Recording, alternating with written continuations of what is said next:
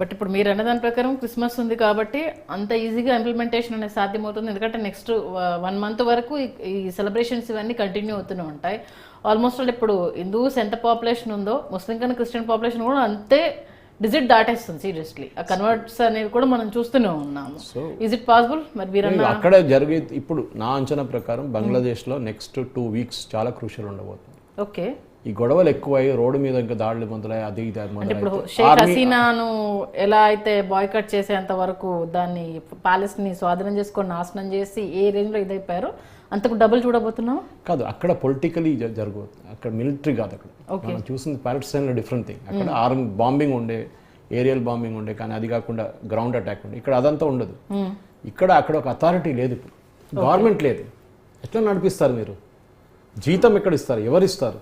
ఒక ప్రధానమంత్రి ఏ రాష్ట్రం అయినా కానీ ఒక ఫిగర్ హెడ్ ఉండాలి, చెక్ సైనింగ్ అథారిటీ ఉండాలి. ఇది ఏం లేని ఒక అడ్వైజర్ అని కూర్చున్నారు. ఒక nation అడ్వైజర్తో నడిపిస్తారా?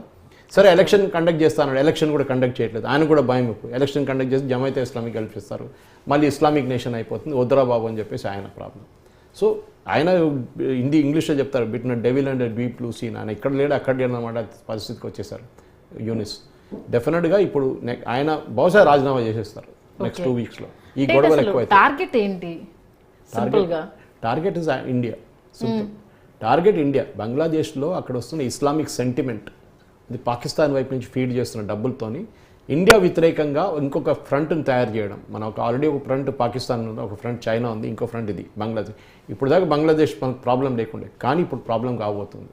So we should be mentally prepared for it. రేపు అక్కడ నుంచి టెర్రరిస్ట్ అటాక్ మనకు మొదలైతే we should be mentally prepared for it. ఆబ్వియస్గా ఇప్పుడు మనం చైనాని ప్లస్ ఇప్పుడు మీరు అన్నట్టు పాక్ని ఆల్మోస్ట్ ఆల్ కట్టడి చేసేసాము ఫైనాన్షియల్గా. ఇప్పుడు చైనా నుంచి మనకి ఎక్స్పోర్ట్స్ లేవు, వాళ్ళను బార్డర్లో ఎంతవరకు ఇచ్చేలా కిల్ చేసాము.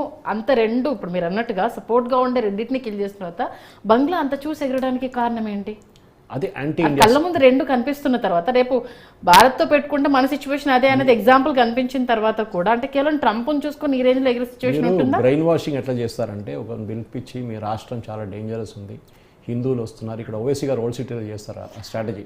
హిందువులు వచ్చేసారు, ఓవైసీనే కాకపోయినా ఆ టైప్ ఆఫ్ బ్రెయిన్ వాషింగ్ ఉంటుంది కదా. బ్రెయిన్ వాషింగ్ ఎట్లా సూసైడ్ బాంబర్స్ ఎట్లా తయారు చేస్తారు? ఖచ్చితంగా కంటిన్యూస్గా చెప్తారు, అందరు వచ్చి డైలీ క్లాస్ తీసుకుంటారు వాడిని. అరే చూడు నీ రిలీజన్ మొత్తం థ్రెట్ ఉంది, వాళ్ళు ఉన్నారు, వీళ్ళు ఉన్నారు, వాళ్ళు చేస్తున్నారు, ఇది చేస్తున్నారు, నువ్వు సూసైడ్ బాంబింగ్ చేసుకో, మేము మీ కుటుంబాన్ని చూసుకుంటాం, వాళ్ళకి మొత్తం డబ్బులు ఇచ్చి నువ్వైతే 70 ఊర్లుగా చేరుకుంటావు. అదన్నీ మొత్తం సేమ్ థింగ్ బంగ్లాదేశ్లో. ఈ స్టూడెంట్ అజిటేషన్ అనేది ఏదో సడన్గా స్టార్ట్ కాలేదు. శ్రీలంకలో చూసాం మనం, మీకు గుర్తుంటుంది. సేమ్ థింగ్, ప్రెసిడెన్షియల్ ప్యాలెస్ మీద దాడి చేశారు. ఏమైంది దాని తర్వాత? ఎవరైనా కనిపిస్తున్నారు ఇప్పుడు? So that is what it is. అదొక ప్లాన్ అంటే శ్రీలంకలో కూడా రెజ్యూమ్ చేంజ్ కావాలండే వాళ్ళకి. కానీ ఇప్పుడు ఏమైపోయిందంటే లెఫ్టిస్ట్ దగ్గర వెళ్ళిపోయింది, కంప్లీట్ బ్యాక్ ఎటు కాకుండా వాళ్ళ ప్లాన్ తప్పైంది యూఎస్ది. ఇక్కడ కూడా అదే జరగబోతుంది. ఇస్లామిస్ట్ చేతికి గవర్నమెంట్ వెళ్ళిపోతే ఇంకొక ఆఫ్ఘనిస్తాన్ తయారవుతుంది. ఓకే, అంతే, సింపుల్ అస్ దట్. సో అది యూఎస్ కాకుండా చూసుకుంటారు. And president Trump is very clear, Islamic terrorism అనేది ఈస్ ఎ బిగ్ థ్రెట్. అది బైడెన్ చెప్పట్లేదు, ట్రంప్ ఈజ్ వెరీ క్లియర్. ఇప్పుడు భారత్ని కట్టడి చేయడానికి ట్రంప్ ఏం ప్లాన్ ఇది, అంతేనా? కాదు, భారతదేశానికి సపోర్ట్ వస్తుంది ట్రంప్ నుంచి. ఇప్పుడు చూడండి, ఇప్పుడు కూడా శాంక్షన్స్ పెట్టినప్పుడు వచ్చే ముందే ఆయన శాంక్షన్స్ అనౌన్స్ చేసేసారు. ఈ రాష్ట్రాల మీద మేము శాంక్షన్స్ పట్టబోతున్నాం. ఇది కెనడా, మెక్సికో, చైనా. ఇండియా లేదు. India is also dumping lot of things అక్కడ బిలో కాస్ట్. కొంచెం మోదీ సపోర్ట్ చేశారు అక్కడికి వెళ్ళి క్యాంపెయినింగ్ కి సంబంధించి కావచ్చు. మోదీ సపోర్ట్ కాదు, చైనాని కౌంటర్ చేయాలంటే ఇండియా కావాలి. మీరు చైనాని కౌంటర్ చేయాలంటే ఫస్ట్ ఇండియా కావాలి. దానికి మెయిన్ అనమాట. ఇప్పుడు యూఎస్ ఏం చేశారు, చిన్న ఐలాండ్ క్రియేట్ చేసుకున్నారు బంగ్లాదేశ్ లాంటి. వాళ్ళ షిప్స్ అక్కడ బేస్ చేద్దాం అనుకున్నారు, అక్కడి నుంచి చైనాని కంట్రోల్ చేద్దాం అనుకుంటే లేనిపోడ గొడవ ఎందుకు, ఇండియాకి ఇచ్చేద్దాం మా పని, వాళ్ళు చూసుకుంటారని చెప్పేసి ఇప్పుడు అదే జరగబోతుంది. సో బంగ్లాదేశ్లో ఉన్న ఈ స్టూడెంట్ మూవ్మెంట్ కానివ్వండి, అక్కడ ఉన్న యూనిస్ బహుశా పారిపోతాడు అక్కడి నుంచి. నాకు అదే ఒక డౌట్ ఉంది. ఆయన ఒక రాత్రి పారిపోతాడు అక్కడ, నాకు తెలియదు, నేను నడిపేలేని రాష్ట్రం అని చెప్పేసి వెళ్ళిపోతాడు. దాని తర్వాత మార్షల్ లా రాబోతుంది, దాని తర్వాత అక్కడ ఆర్మీ టేక్ ఓవర్ ఉంటుంది. అది నెక్స్ట్ 2-3 weeks జరగబోయేది. అది డెఫినెట్లీ ఆర్మీ టేక్ ఓవర్ తర్వాత అంటే నార్మల్ కూల్ పొజిషన్కి వస్తుందా, లేకపోతే మళ్ళీ స్టార్ట్ అవుతుంది? ఆర్మీ మనం ఎప్పుడు చూసాం పాకిస్తాన్లో కానివ్వండి, పాకిస్తాన్లో ఎప్పుడు ఆర్మీ రూల్ రెగ్యులర్ ఇప్పుడు కూడా ఆర్మీ నడిపిస్తున్నారు. ఇప్పుడు కూడా ఆర్మీ నడిపిస్తున్నారు. పాకిస్తాన్లో డెమోక్రసీ అనేది ఒక పెద్ద జోక్. అది చాలా మూవీస్ లో చూడడం కానీ వినడం కానీ, జియాల్ హక్ నుంచి, పర్వేజ్ ముషర్రఫ్ నుంచి, యాయా ఖాన్ నుంచి అన్ని మొదలైంది. అంతే కదా, ఓన్లీ నామకే వస్తూ అంతే. పిక్చర్ సో ఉంటుంది అక్కడ but back same end Bangladesh కూడా అంతే కదా. బంగ్లాదేశ్లో ఒకటే ఉంటుండే అంటే Sheikh Mujibur Rahman father of nation ఒక ఇమేజ్ పెట్టుకుని వాళ్ళ కూతురు పేరు మీద గవర్నమెంట్ నడిచింది. కరెక్ట్, ఆమె కొంచెం డిక్టటోరియల్ ఉండే, డిక్టటోరియల్ కావాల్సి వస్తుంది. అట్లాంటి రాష్ట్రాల్లో ఇస్లామిక్ టెర్రరిస్ట్ రెడీ అవుతున్నప్పుడు మీరు కొంచెం టఫ్గా ఉండాల్సి వస్తుంది. మనం సద్దాం హుసేన్తో చూసాం. సద్దాం హుసేన్ వీళ్ళందరూ గట్టి కిందకి దింపారు. అవును. ఏమైంది దాని తర్వాత అక్కడ టెర్రరిస్ట్ నేషన్ తయారైంది. అది ఇక్కడ గుల్బతిన్ హెక్మతియార్ని అప్పుడు రష్యా ఉన్నప్పుడు కూడా యుఎస్ఎస్ఆర్ని ఆఫ్ఘనిస్తాన్లో ఆయన తీసి ఆయన ఊరి తీసి ఒక ల్యాంప్ పోస్ట్కి కట్టేశారు. ఏ ఇయర్ సార్ అది? అది 80s okay. 70s late 70s 80sలో అప్పుడు రష్యా ఆక్యుపై చేశారు. అప్పుడు యుఎస్ పాకిస్తాన్ త్రూ ఒక టెర్రరిస్ట్ క్యాంపెయిన్ పెట్టారు. లాస్ట్ ఏమైంది అక్కడ అల్ఖైదా తయారైపోయింది.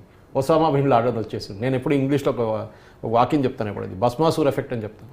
వరమించిన భస్మాసురు మీ తల మీద చేయబెట్టేస్తాడు. అది యుఎస్ ఎక్కడ పోయినా కానీ చూడండి, యుఎస్ ఏ రాష్ట్రంకి వెళ్ళిందో they మెస్ట్ of the situation. Okay. Iraq ఉండొచ్చు, లిబియా ఉండొచ్చు, సిరియా ఉండొచ్చు, ఆఫ్ఘనిస్తాన్, వాళ్ళు ఎక్కడ వెళ్ళారో మొత్తం ధ్వంసం చేసి అక్కడి నుంచి బయటకు వచ్చేస్తారు. నాకు తెలియదురా బాబు అని చెప్పేసి వియట్నాం నుంచి స్టార్ట్ అయింది. లాస్ట్లో మన సిరియాలో చూసాం, ఆఫ్ఘనిస్తాన్లో చూసాం. అదే సంగతి. ఆఫ్ఘనిస్తాన్ రాత్రి పారిపోయారు అక్కడి నుంచి వాళ్ళు. అది అంటే సపోర్ట్ చేస్తున్నామన్న పేరు ఉంటుంది బట్ ఏమీ ఉండదు అంతే. అంతే. యుఎస్ ఎప్పుడు వాళ్ళ గ్రౌండ్ మీద ఎప్పుడు ఫైట్ చేయరు. రెండేసార్లు యుఎస్ మీద దాడి జరిగింది. ఒకసారి పర్ల్ హార్బర్ జాపనీస్ అటాక్ జరిగింది, దాని తర్వాత 9/11 జరిగింది. రెండేసార్లు యుఎస్ సాయిల్ మీద దాడి జరిగింది. అది కూడా వార్ కాదు, టెర్రరిస్ట్ అటాక్ ఉండేది. అండ్ ఆ Japanese was direct attack, kamikaze pilot attack ఉండేది. కానీ యుఎస్ ఎప్పుడు బయట వెళ్ళి ఇంకో రాష్ట్రంలో వెళ్ళి అక్కడ మొత్తం గొడవ చేసి మళ్ళీ బయటకు వచ్చేస్తారు. ఓకే. అది వాళ్ళ స్ట్రాటజీ. అది బంగ్లాదేశ్ కూడా అదే కాకపోతుంది. మరి ఇప్పుడు బంగ్లాలో జరుగుతున్న ఇస్కాన్కి